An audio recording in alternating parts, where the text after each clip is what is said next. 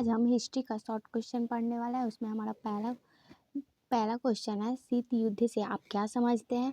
तो इसका उत्तर है, वो वैसे युद्ध जो आमने सामने ना होकर एक दूसरे को नीचा दिखाने का काम करते हैं। प्रत्यक्ष रूप से कभी भी युद्ध हो सकता है, जैसे द्वितीय विश्व युद्ध के बाद अमेरिका और रूस के बीच शीत युद्ध चल रहा था।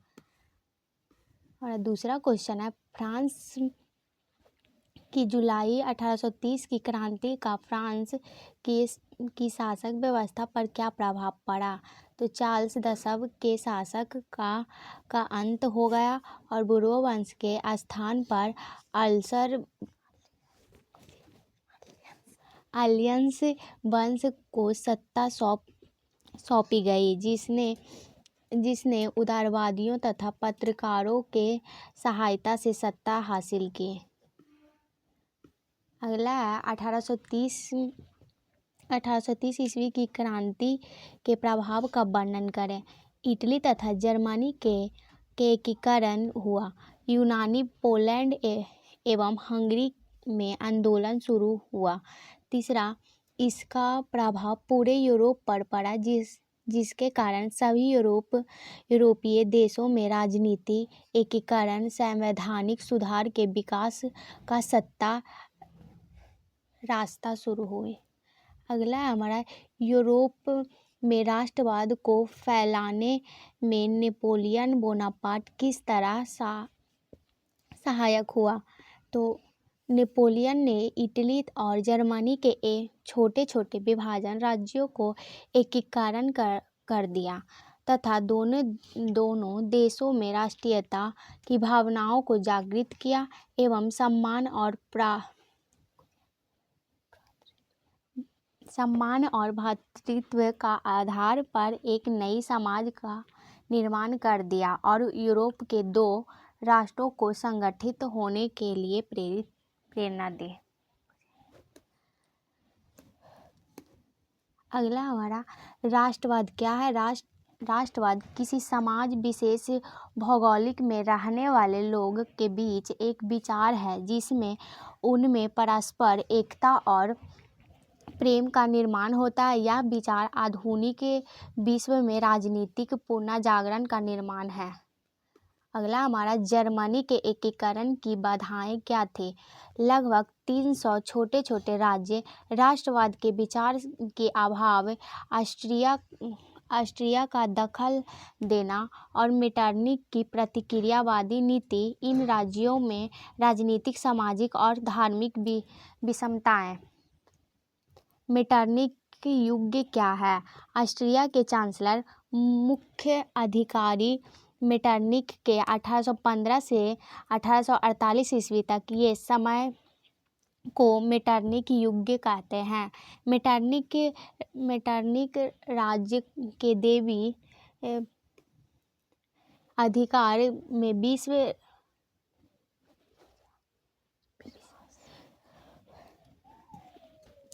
देवी अधिकार में विश्वास रखता था तथा वह क्रांति का घोर विरोध था एवं वे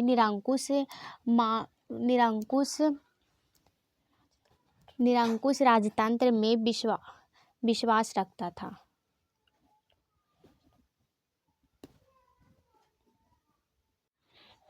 और अगला है, इटली के एकीकरण में मेजनी का क्या योगदान था?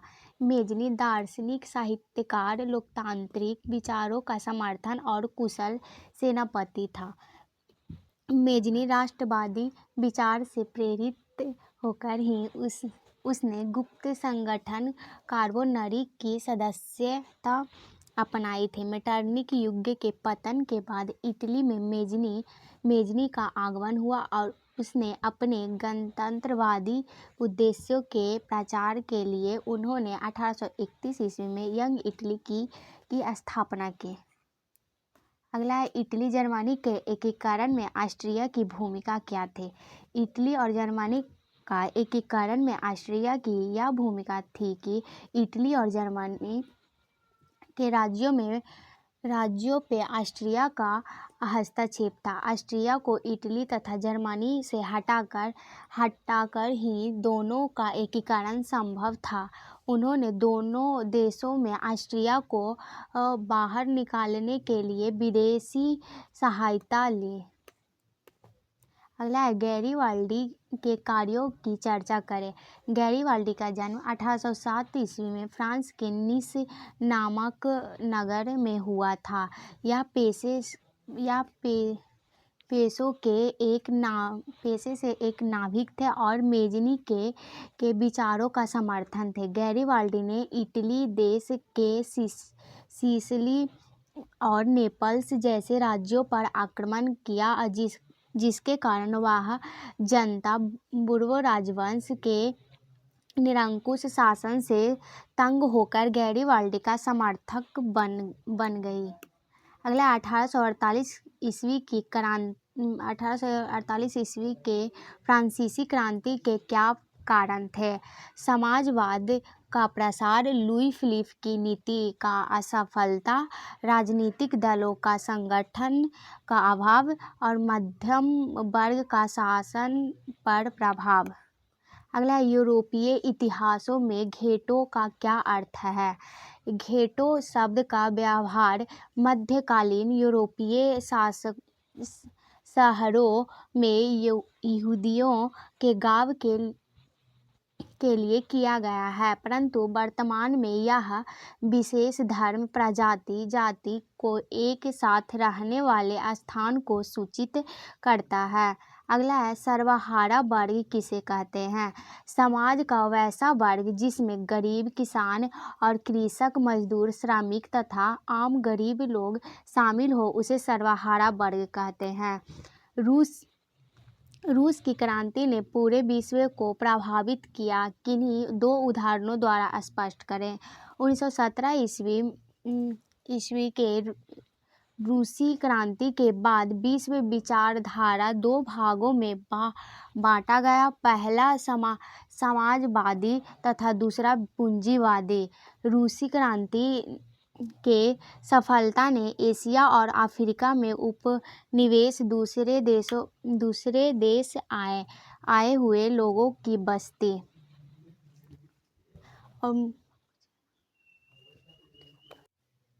और मुक्ति को प्रोत्साहन दिया। अगला है रूसी क्रांति के किन्हीं दो कारणों का वर्णन करें। रूस में मजदूरों स्थिति बहुत दयनीय थे। उन्हें कम मजदूरी पे अधिक काम करना पड़ता था। उनके साथ लोग दुर्व्यवहार तथा अधिक शोषण किया जाता था। मजदूरों को कोई राजनीतिक अधिकार नहीं था और ना ही वे मजदूर संघ बना सकते थे। अगला हमारा समाजवादी एक नई आर्थिक एवं सामाजिक व्यवस्था थी। कैसे? मजदूरों को पूंजीपतियों के शोषण से मुक्त करना, निर्माण एवं बंटवारा में समानता स्थापित करना, मजदूरों की सुविधाएं जैसे कार्य के घंटे, वेतन, मजदूरों को एक संघ बनाने की आज़ादी, मजदूरों की आवश्यकताओं की पूर्ति करना। इस प्रकार साम्यवादी एक नई आर्थिक एवं सामाजिक व्यवस्था थी। खूनी रविवार क्या है? खूनी रविवार एक घटना है जिसमें 1905 ईस्वी में रूस जापान युद्ध में रूस की हार हो गई। हार के अपमान के कारण जनता ने क्रांति कर दी तथा उसी दौरान 9 जनवरी 1905 ईस्वी में लोगों का समूह प्रदर्शन करते हुए सेंट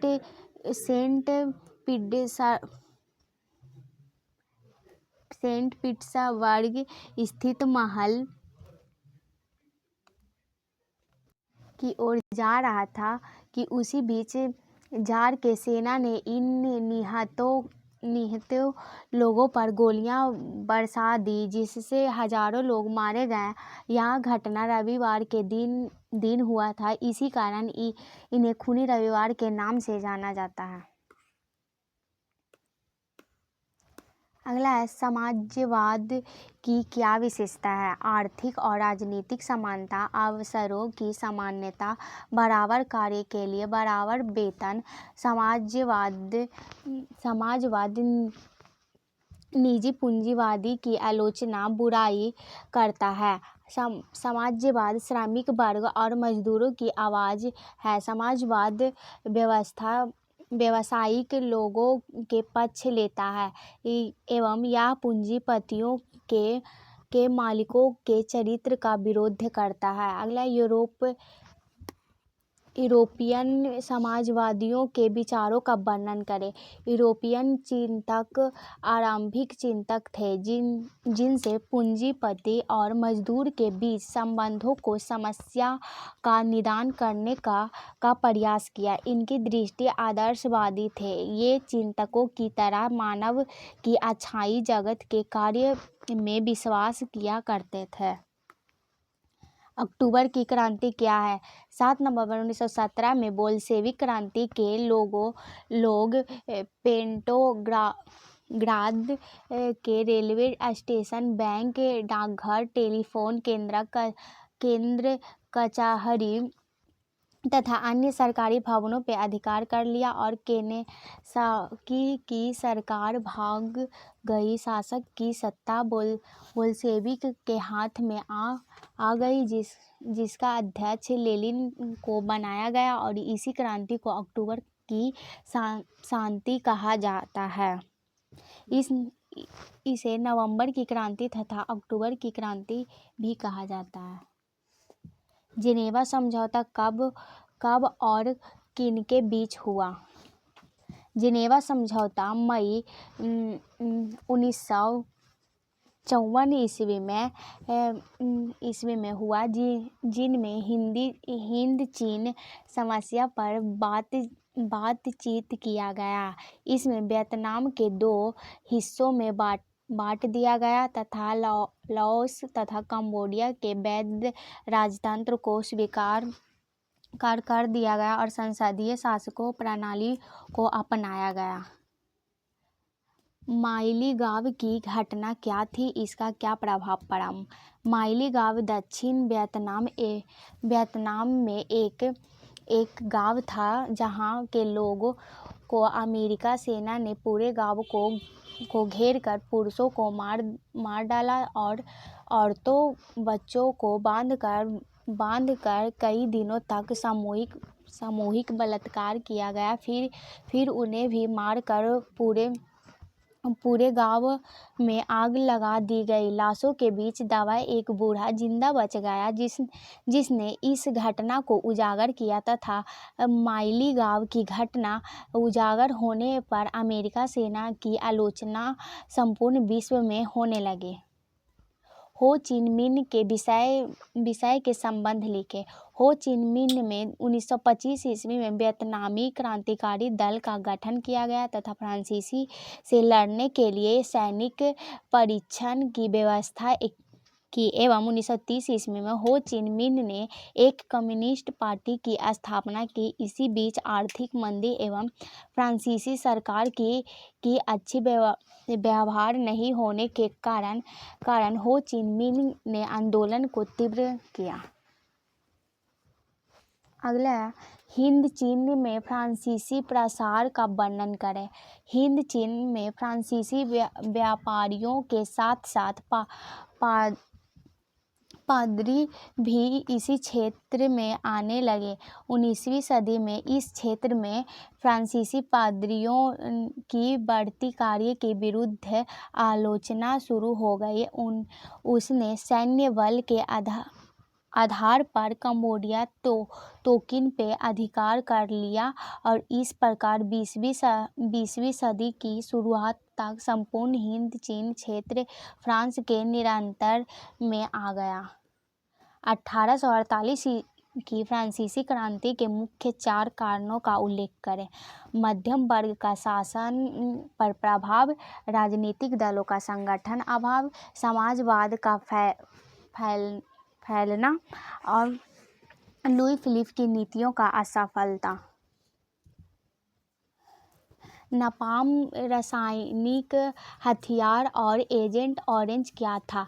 नापाम एक प्रकार का बम था या एक प्रकार का ऑर्गेनिक कंपाउंड था जो त्वचा से चिपक कर जलता रहता था, जिसका उपयोग अमेरिका ने वियतनाम देश में किया था, तथा एजेंट ऑरेंज का एक प्रकार का जहर था जिससे पेड़ मर जाते थे, और इसी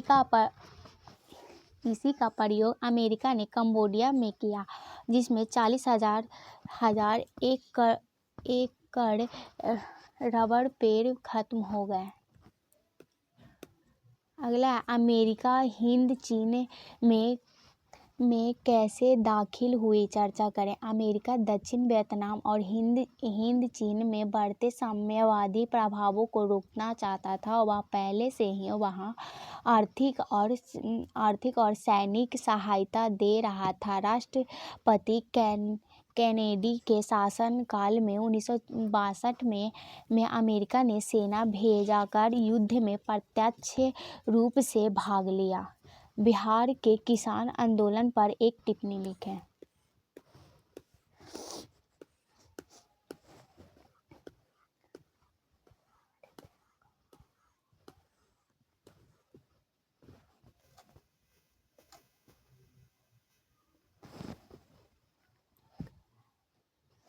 उन्नीस सौ 20 की शुरुआती दशक में बिहार, बंगाल, पंजाब तथा उत्तर प्रदेश में किसान सभाओं का गठन हुआ, जिसमें बिहार के मुंगेर में किसान सभा की स्थापना हुई। मार्च 1928 ईस्वी में बिहटा, पटना में स्वामी सहजानंद सरस्वती ने किसान सभा की स्थापना की, तथा 1936 में ही भूमि के विरुद्ध आंदोलन शुरू हुई, जिससे कांग्रेस ने 1937 में फौजपुर में अधिवेशन में इसे मुख्य मांग के रूप में रखा। दांडी यात्रा का क्या उद्देश्य था? दांडी यात्रा का उद्देश्य यह था कि समुद्र के पानी से नमक बनाकर नमक कानून का उल्लंघन करना था, या ब्रिटिश कानून के डर को भारतीय जनता के अंदर से निकालना था। अगला, चंपारण सत्याग्रह के बारे में बताएं। खिलाफत आंदोलन का कारण बताएं। तो तुर्की के सुल्तान को खलीफा कहा जाता है।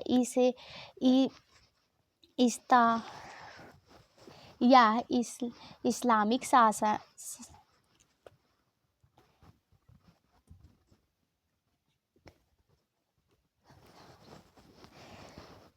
यह इस्लामिक संसार का मालिक माना था। प्रथम विश्व युद्ध में इंग्लैंड के हाथों तुर्की की हार हो गई और तुर्की के सुल्तान को सत्ता से हटा दिया गया, और भारतीय मुसलमानों ने इसी का विरोध किया, जिसे खिलाफत आंदोलन कहा जाता है। भारतीय राष्ट्रीय कांग्रेस की स्थापना की परिस्थितियों में हुई।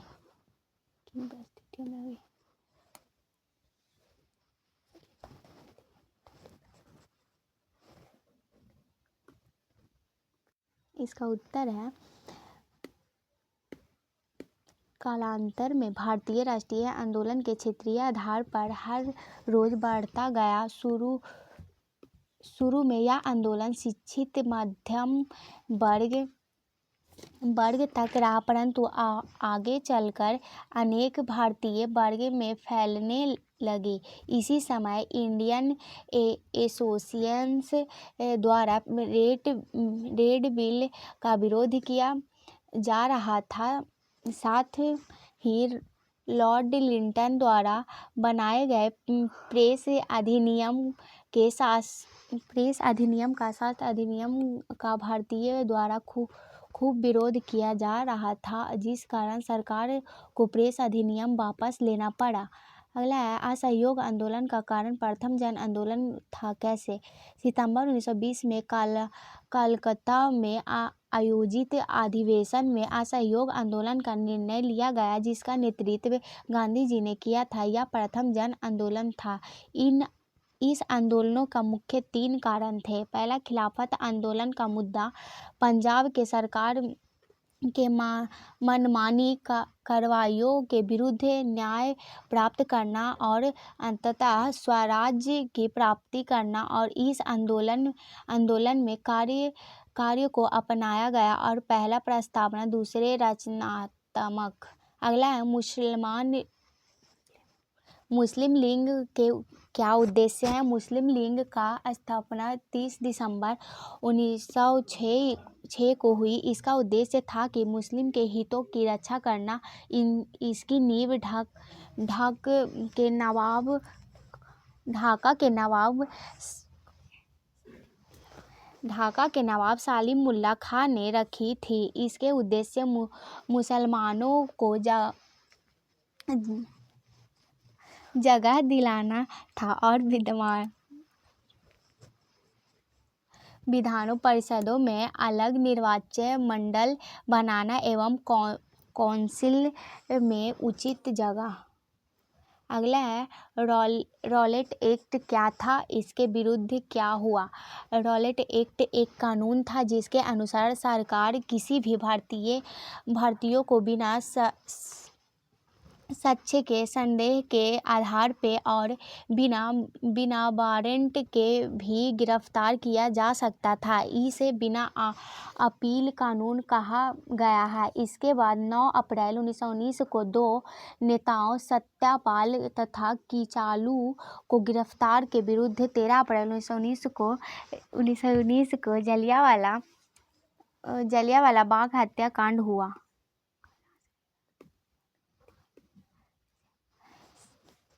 साइमन कमीशन पर संक्षिप्त टिप्पणी लिखें। या इसका गठन क्यों किया गया। भारतीयों ने इसका विरोध क्यों किया।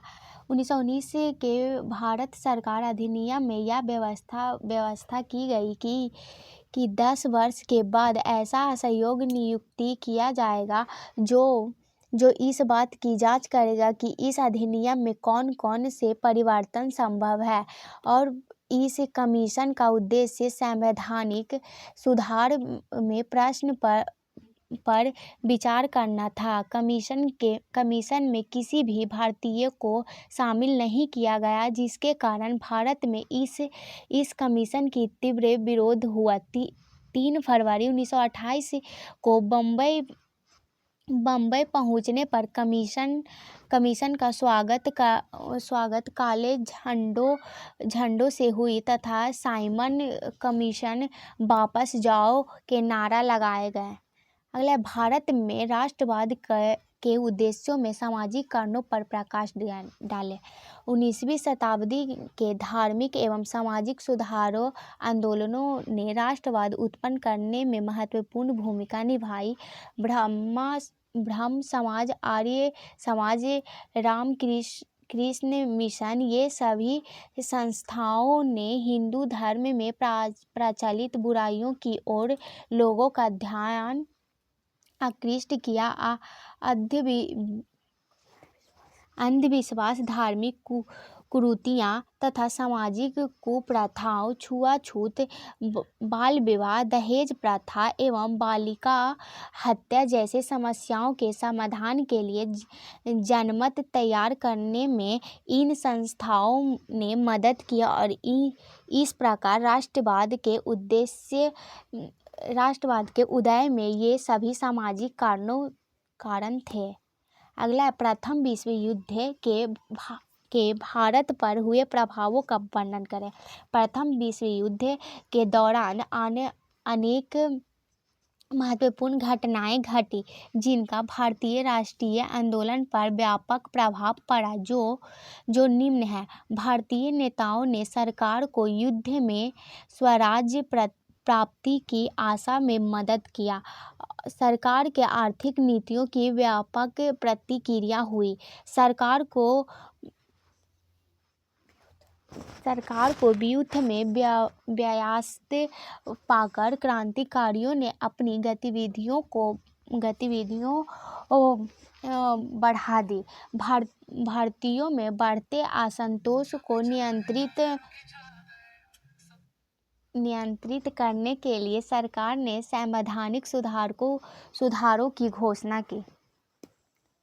सविनय अवज्ञा आंदोलन के क्या परिणाम हुआ? इस आंदोलन में राष्ट्रीय आंदोलन के सामाजिक आधार का विस्तार किया। इस आंदोलन में महिलाओं, मजदूरों और वर्ग शहरी एवं ग्रामीण क्षेत्रों के निर्धन एवं अशिक्षित लोगों की भागीदारी मिली। इस आंदोलन ने श्रमिक एवं कृषक आंदोलन को प्रभावित किया और इस आंदोलन में महिलाओं की भागीदारी विशेष महत्व रखती है।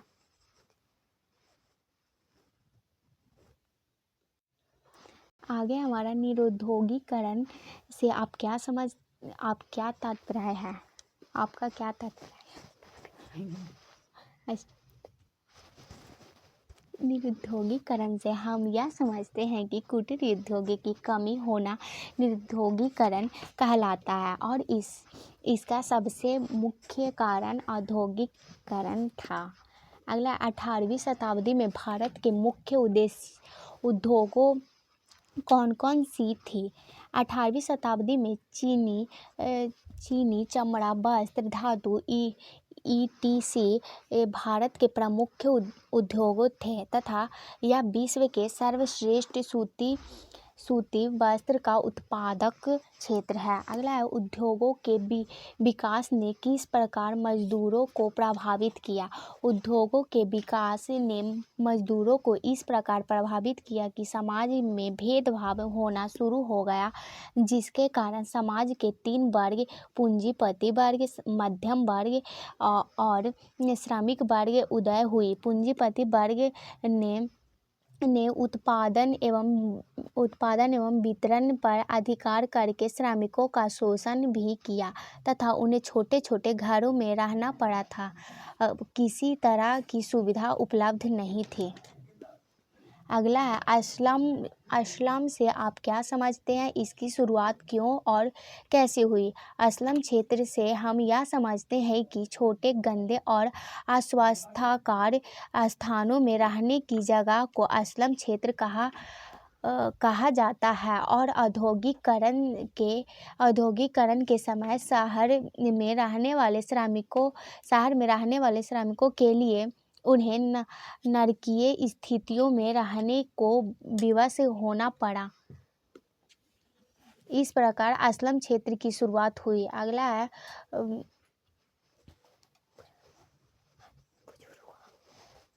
अगला है हमारा बुजुर्गा वर्ग यानी मध्यम वर्ग की उत्पत्ति कैसे हुई?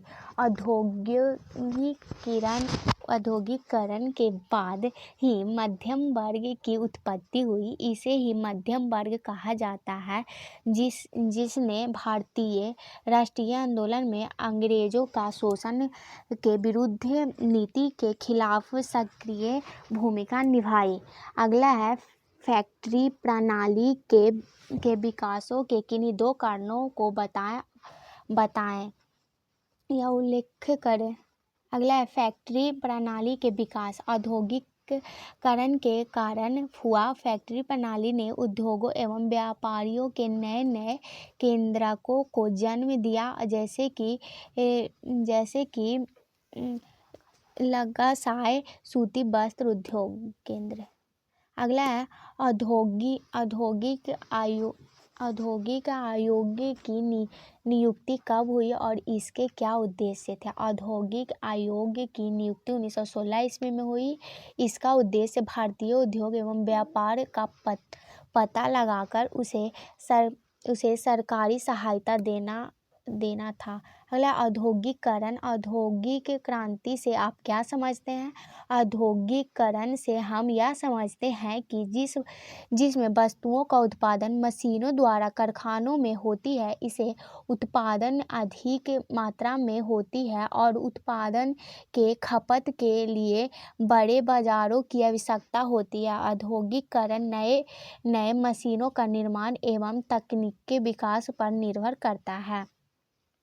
अगला है न्यूनतम मजदूर कानून कब पारित हुई और इसका क्या उद्देश्य था? 1948 ईस्वी में न्यूनतम मजदूर कानून पारित हुआ, जिसमें कुछ उद्योगों में मजदूरों के आय तय की गई, जिसमें पहली पंचवर्षीय योजना में न्यूनतम मजदूरी कानून महत्वपूर्ण स्थान दिया गया। द्वितीय पंचवर्षीय योजना में कहा गया कि न्यूनतम मजदूर ऐसे होनी चाहिए कि जिसमें मजदूरी की स्थिति उनके अपने गुजारा वर्ष के स्तर से अधिक हो और तीसरी पंचवर्षीय योजना में मजदूर बोर्ड की स्थापना हुई तथा बोनस देने के लिए बोनस आयोग की नियुक्ति हुई। अगला घरेलू और कुटीर उद्योगों को परिभाषित करें। लघु उद्योग वैसे उद्योग जो छोटे पैमानों पर किया जाता है, जिसमें कोई व्यक्ति खुद या कुछ लोग मिलकर चाहते हैं, उसे हम लघु उद्योग कहते हैं। लघु उद्योग देश के अर्थव्यवस्था की रीढ़ है। देश के औद्योगिक उत्पादन में इसका 35% का योगदान है। कुटीर उद्योग वैसे उद्योग जिसमें कोई कारीगर स्वयं या परिवार की सहायता से अपनी पूंजी पर साधारण औजारों से पैमानों पर चलाता हुआ, उसे कुटीर उद्योग कहते हैं। अगला है औद्योगिकरण ने मजदूरों की आजीविका को किस तरह प्रभावित किया? औद्योगिकरण ने मजदूरों को रोजी रोजगार धंधे को इस प्रकार प्रभावित किया कि इसमें घरेलू उद्योगों के मालिक अब मजदूर बन गए। इनकी आजीविका उद्योगपतियों के द्वारा दिए गए वेतन पर निर्भर थी। उस समय औरतों एवं बच्चों को 18 से 16 घंटे काम लिया जाता था। मशीनों एवं यंत्रों के सामने घरेलू में निर्मित वस्तुओं का विकास नहीं हो पाया। इन्हीं कारखानों ने उन्हें बेरोजगार बना दिया। अगला है कोयला एवं लोहे उद्योगों ने किस प्रकार औद्योगिकरण को गति प्रदान की? ब्रिटेन के कोयला एवं लोहे के कारखाने थी, जिसमें वस्त्र उद्योग की प्रगति कोयले एवं लोहे के उद्योगों पर निर्भर कर रही है। वाष्प इंजन बनाने के बाद रेलवे इंजन बनाने लगे, जो कारखाने के लिए कच्चे माल लाने तथा तैयार माल ले जाने में सहायता सिद्ध हुआ। 1815 ईस्वी में हम्फ्री डेवी ने खानों में काम करने के लिए सेफ्टी लैंप का आविष्कार किया। 1815 ईस्वी में हेनरी बेसमर ने लोहे को गलाने की भट्ठी का निर्माण किया। अगला है शहरों ने किन नई समस्याओं का जन्म दिया? नए शहरों का निर्माण और शहरों की बढ़ती जनसंख्या में बहुत सारी समस्याएं उत्पन्न हुई। शहरों में काम करने वाले की संख्या अधिक थी तथा लोक कल्याण भलाई की भावना की कमी थी, जैसे बेरोजगारी में वृद्धि हुई, स्वास्थ्य संबंधित समस्या इत्यादि। अगला है ग्रामीण तथा नगरीय जीवन के बीच दो भिन्नताओं का चर्चा करें। गाँव के लोग रोजी रोजगार धंधा आजीविका खेती पर आधारित होते हैं, लेकिन शहरों में आजीविका रोजी रोजगार धंधा व्यापार तथा उद्योग पे आधारित होती है। गाँव के लोग मिलजुल कर रहते हैं, जबकि शहरों में लोग निजी रूप से रहते हैं।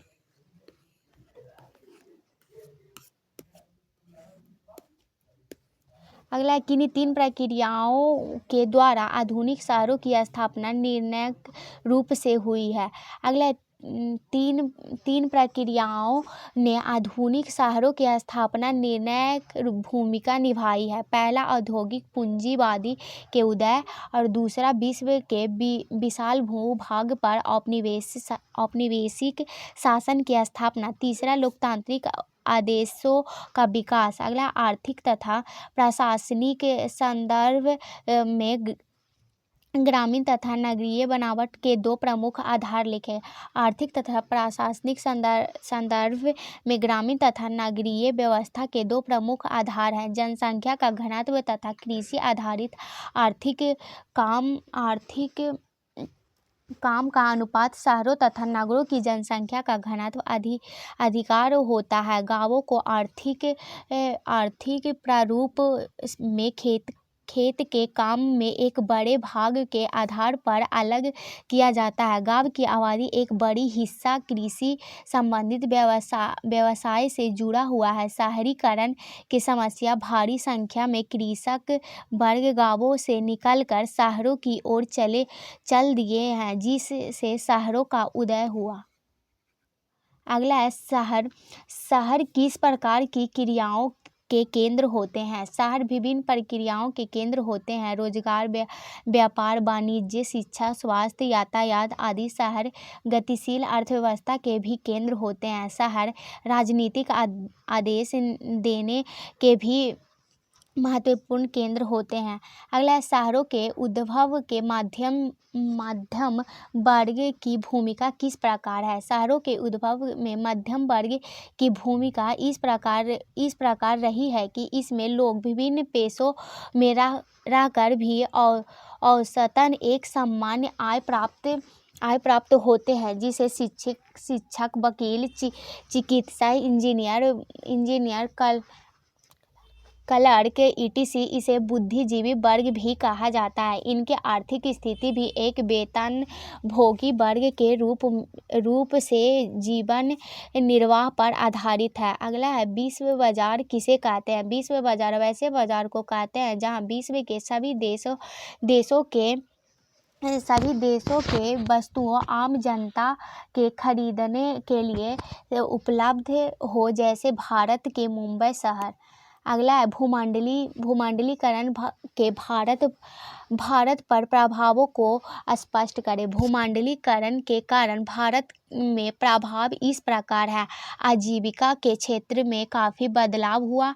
भूमंडलीकरण के समय रोजगार के नए अवसर उपलब्ध हुए, जैसे टूर एवं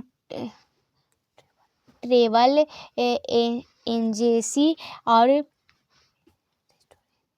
रेस्टोरेंट, रेस्टर हाउस, आवासीय होटल ईटीसी। या भूमंडलीकरण के कारण नई सेवाएं उदय होकर जिससे जुड़कर लाखों लोग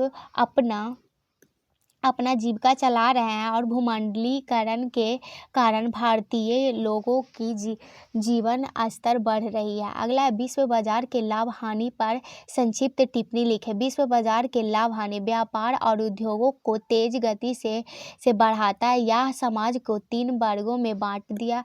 पहला है पूंजीपति, दूसरा मध्यम, तीसरा है मजदूर वर्ग। या विश्व बाजार के आधुनिक बैंकिंग उदय हुई और विश्व बाजार के कारण नई तकनीकों का विकास हुआ, जैसे कि टेलीग्राम,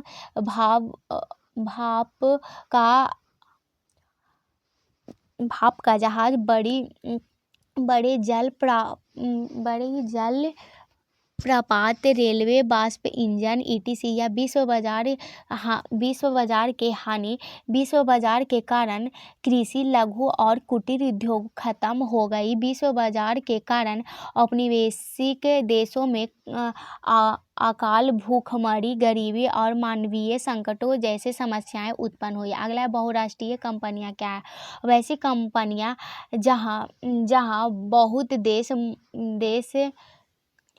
बहुत देश मिलकर एक साथ व्यापार करते हो, उसे हम बहुराष्ट्रीय कंपनियां कहा जाता है। ये बहुराष्ट्रीय कंपनियां देश की बड़ी व्यापारी और औद्योगिक कंपनियां हैं। अगला है 1929 के आर्थिक संकट के कारणों को संक्षिप्त में लिखें। 1929 के आर्थिक संकट के कारण इस प्रकार है। प्रथम विश्व युद्ध के 4 वर्ष में यूरोप को छोड़कर बाजार आधारित अर्थव्यवस्था का विस्तार होता गया। उसके मुनाफे बढ़ते गए और बढ़ते मुनाफे के कारण नई नई तकनीकों उत्पादन में काफ़ी वृद्धि हुई तथा दूसरी तरफ बहुत सारे लोग गरीब और अभाव की समस्या झेलते रहे। कृषि उत्पादित वस्तुओं की कीमत गिर गई। 1920 के समय में बहुत सारे देश अमेरिका से कर्ज ले अपनी अर्थव्यवस्था को बढ़ाने के लिए, क्योंकि उन सब देश के अर्थव्यवस्था युद्ध के कारण बिगड़ गई थी। पर अमेरिका को जैसे ही पता चला कि आर्थिक संकट की स्थिति आ चुकी है तो अमेरिका अपना कर्जा वापस मांगने लगा। अगला है भूमंडलीकरण में बहुराष्ट्रीय कंपनियों के योगदानों भूमिकाओं को स्पष्ट करें। भूमंडलीकरण राजनीतिक, आर्थिक, सामाजिक तथा सांस्कृतिक जीवन के संयोजन के एक प्रक्रिया है जो कि विश्व के विभिन्न देशों के लोगों को भौतिक व मनोवैज्ञानिक स्तर पर एकीकृत करने का सफलता प्रयास करते हैं। अगला है भूमंडलीकरण किसे कहते हैं। भूमंडलीकरण एक प्रक्रिया है जिसमें देश के अर्थव्यवस्था को विश्व के अर्थव्यवस्था के साथ जोड़ता है। इसी दौरान नई नई तकनीकों का विकास होता गया भी उसके विकास में महत्वपूर्ण योगदान रहा। भूमंडलीकरण धीरे धीरे पूरे विश्व में नियामक हो गया और इसके प्रभावों को बढ़ने के लिए विश्व व्यापार संगठन, अंतर्राष्ट्रीय मुद्रा कोष का बहुत योगदान रहा। अगला है आर्थिक संकट से आप क्या समझते हैं। आर्थिक संकट से हम यह समझते हैं कि अर्थव्यवस्था में आने वाले वैसी स्थिति जब कृषि, उद्योग और व्यापार का विकास रुका हो, जिसमें लाखों लोग बेरोजगार हो जाएं तथा वस्तुओं और मुद्रा दोनों की बाजार में कोई कीमत ना रहे। इसे ही हम आर्थिक संकट कहेंगे। अगला विश्व बाजार के स्वरूपों को समझाएं। 18वीं शताब्दी के बीच इंग्लैंड में बड़े बड़े कारखानों में वस्तुओं का उत्पादन आरंभ हुआ। ये कारखाने वाष्प इंजन से चलते थे। इससे वस्तुओं का उत्पादन काफ़ी बढ़ा जिसके कारण कच्चे माल की आवश्यकताएं बढ़ती। उसी समय इंग्लैंड में ध्यान अमेरिका, भारत और अफ्रीका पे गया जहाँ से उसे पर्याप्त कच्चा माल बनाया मिला। अगला औद्योगिक क्रांति ने किस प्रकार विश्व बाजार के स्वरूपों को विस्तृत किया। जैसे औद्योगिक क्रांति का विकास हुआ वैसे वैसे बाजार का स्वरूप बदलता चला गया। इसे वस्तुओं का उत्पादन काफ़ी बढ़ गई जिसके कारण कच्चे माल की आवश्यकता बढ़ी। उसी समय इंग्लैंड के ध्यान अमेरिका, भारत और अफ्रीका पे गया और जहाँ से उसे पर्याप्त कच्चे माल बनाया मिला। अगला है पांडुलिपि क्या है, इसकी क्या उपयोगिता है। हाथ से लिखी हुई वैसे साहित्य सामग्री जो पुस्तक के रूप में छाप कर लोगों के बीच ना आई हो उसे पांडुलिपि कहते हैं। भारत में जब छापाखाना का विकास नहीं हुआ था तो उसके पहले हाथ से लिखकर पांडुलिपियों को तैयार किया जाता था। आगे है हमारा छापाखाना यूरोप में कैसे पहुंचा। छापाखाना यूरोप में इस प्रकार पहुंचा कि मुद्रण काल के आविष्कार और विकास का श्रेय चीन को जाता है। छापाखाना के आविष्कार ने पूरे विश्व के जीवन शैली का विस्तृत किया। चीनी, जापानी और कोरियन भाषा में 40,000 से अधिक 40,000 से अधिक वर्णाक्ष थे और सभी वर्ण के ब्लॉक बनाकर उपयोग करना कठिन था। 13वीं सदी के अंतिम में रोमन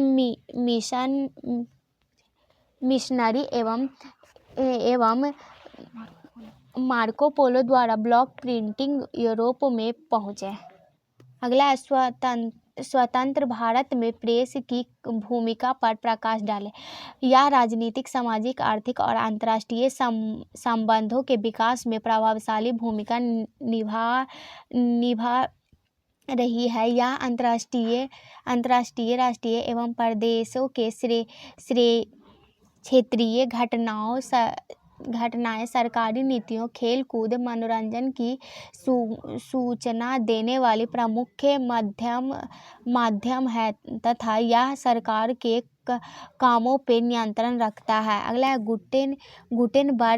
गुटेनबर्ग ने मुद्रा यंत्र का विकास कैसे किया। गुटेनबर्ग जर्मनी के रहने वाले थे जिनका जन्म कृषक जमींदार पारिवारिक में हुआ था। गुटेनबर्ग ने अपने ज्ञान और अनुभव से मुद्रा काल के टाइपों के लिए 5 मैट्रिक्स मोल्डर, सीसा, टीना और विषामथ धातुओं से मिश्र धातु बनाने का तरीका ढूंढ निकाला तथा उन्हें मुद्रण अस्थायी भी बनाई। इस प्रकार उन्होंने मुद्रण यंत्र का विकास किया। अगला है लॉर्ड लिंटन ने राष्ट्रीय आंदोलन को गतिमान बनाया।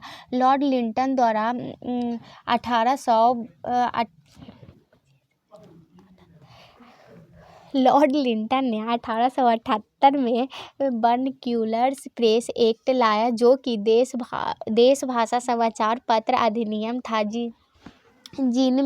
जिनसे साम्राज्यवादी नीतियों के विरुद्ध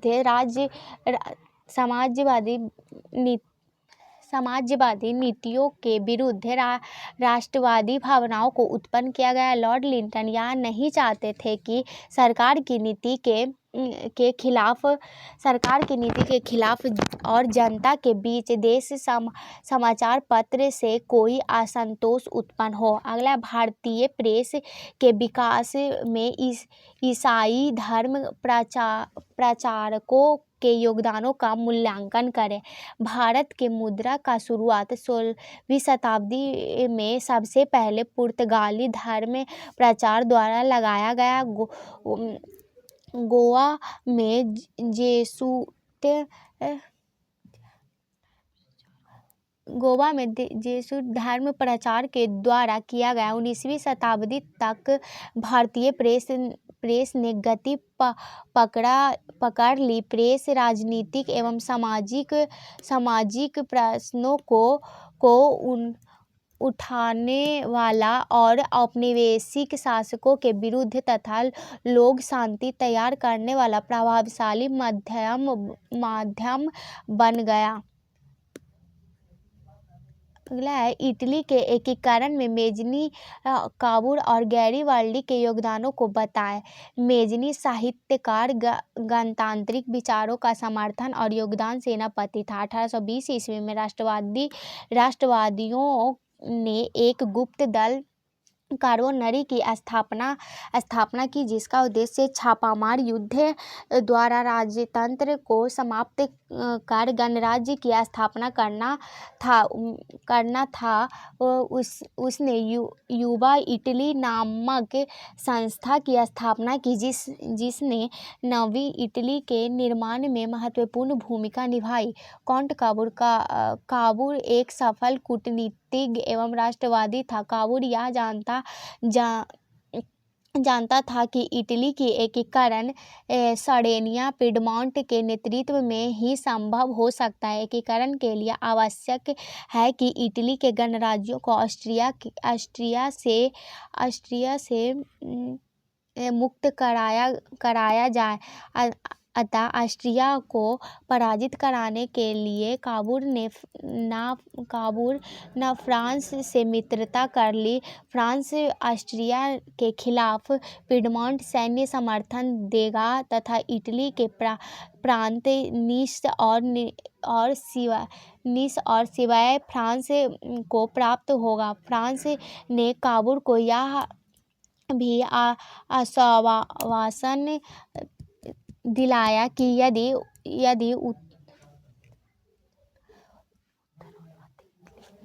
यदि उत्तर और मध्य इटली के राज्यों में जनमत संग्रह के आधार पर पिडमोंट से मिलाया जाता है तो फ्रांस इसका विरोध नहीं करेगा। अगला है जर्मनी के एकीकरण में बिस्मार्क की भूमिका का वर्णन करें। जर्मनी के एकीकरण में सबसे महत्वपूर्ण भूमिका बिस्मार्क की रही है। उसने प्रशा का एकीकरण करने का प्रयास किया। वह प्रशा का चांसलर था। वह मुख्य रूप से युद्ध के माध्यम से एकीकरण में विश्वास रखता था। इसके लिए उसने रक्त और लौ की नीति का पालन किया और इस नीति के तात्पर्य था कि सैन्य उपयोगी द्वारा ही जर्मनी का एकीकरण करना है। जर्मनी के एकीकरण के लिए बिस्मार्क ने 3 उद्देश्यों पहला उद्देश्य प्रशा को एक शक्तिशाली राष्ट्रीय बनाकर उसके नेतृत्व में जर्मनी के एकीकरण को पूरा करना। दूसरा उद्देश्य ऑस्ट्रिया के परास्त कर उसे जर्मनी परिसंघ के बाहर निकालना। तीसरा उद्देश्य जर्मनी को एक शक्तिशाली राष्ट्र बनाना। अगला है यूनानी स्वतंत्रता आंदोलन का संक्षिप्त विवरण दे।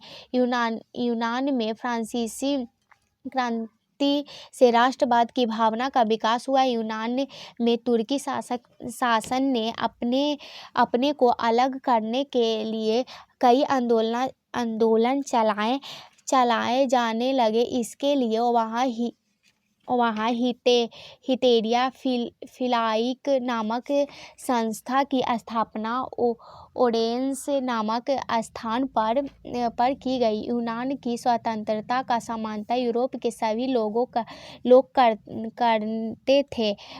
के महान कवि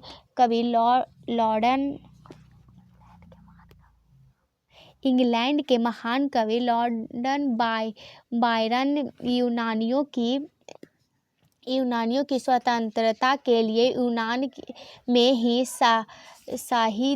शहीद हो गए। इस घटना से यूरोप की सहानुभूति यूनान के प्रति बढ़ चुकी थी। रूस तथा यूनान के लोग ग्रीक ऑर्थोडॉक्स को मानने वाले थे। अगला है लेनिन के जीवन एवं उपलब्धियों पर प्रकाश डाले। रूस में बोल्शेविक क्रांति का शुरुआत करने वाला लेनिन था। उनका जन्म 10 अप्रैल 1870 को बोलंग नदी के किनारे सिम्ब्रस्क नामक गांव में हुआ। वहाँ जारशाही विरोधी और मार्क्सवादी का समर्थन था। उसने सोशल डेमोक्रेटिक पार्टी की सदस्यता ग्रहण की और बोल्शेविक दल का नेता बन गया। 1905 की रूसी क्रांति में उसने भाग लिया था और 1970 में